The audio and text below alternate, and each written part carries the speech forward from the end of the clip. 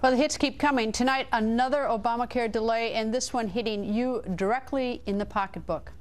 The truth of the matter is that everybody's costs are going to skyrocket. That's the design of the plan, so that you can't afford private sector insurance and have to go to government. Single payer is what they want. A new snag in Obamacare to tell you about. The administration is delaying again yet another one of the provisions of the president's signature health care law. This time, the hang-up is over costs for individual patients, specifically the part of the law that limits out-of-pocket insurance expenses for us.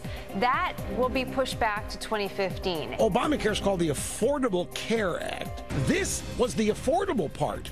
The consumer cost protections, the caps on out-of-pocket expenses. The way our country works is legislation is written by Congress, passed by your representatives. The president doesn't get to write legislation, and it's illegal and unconstitutional for him to try to change legislation by himself. The bill is clearly unfair, it's unaffordable, it's very unpopular, and it's increasingly unpopular as people find out what's in it. The one unifying principle in the Republican Party at the moment is making sure that 30 million people don't have health care. None of this is being implemented on time because it's unworkable, it's undoable, it's simply, it's just a mess. It just can't be done. Pediatric neurosurgeon Dr. Ben Carson joins us. Nice to see you, sir. Always good to see you. Sir, I woke up this morning, read in the New York Times that this cap of how much people are going to have to pay for their deductibles or their co-payments and the insurance, which everyone thought was going to be at $6,350 for individuals, $12,700 for families, that back in February, sort of buried in the legalese, that the Obama administration had removed those caps so that suddenly you can pay a whole lot more. What do you think about that?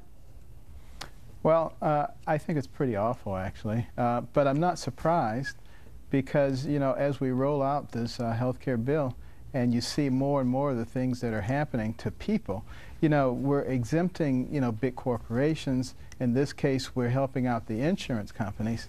But what about the average Joe? What about the average person? Now we're saying to him, the insurance companies can do pretty much anything they want for another year and a half and sort of build up their coffers on your back. You couple that with the regulations that limit, contributions to a flexible health care. You know, all of these kinds of things are impacting the average individual, and particularly those people with chronic disease and very debilitating diseases. You know, they used to be able to plan. They used to be able to put monies away that would work for them. All of these policies seem to be moving people away from a situation where they are responsible for their own health care and gathering everybody into the government's little corral. You know, it's so, though, disheartening because it almost like the fix is in for, quote, the little guy. I mean, this lift of the caps till 2015 benefits the insurance companies. They say it's because they didn't, you know, their computers aren't ready, they're not ready for, well, they've had over 3 years to do this. I mean, you know, they knew this was coming, and it's always if there are two choices. Do we give the, you know, who gets the advantage on this? Should we put our, you know, should we put our foot to the pedal and require the insurance companies to meet the 2014 with these caps? Or do we stick it to the chronically ill? Well, we've elected to stick it to the chronically ill. They don't have a lot of lobbyists. I mean, they're not. I mean, it really is sort of deplorable, isn't it? It isn't deplorable. And you know, I think the insurance companies kind of figured that Obama wasn't going to get reelected. They were shocked, and then they kind of figured that maybe the Supreme Court certainly wouldn't uphold this, and then they did, and they're kind of caught with their pants down in this situation.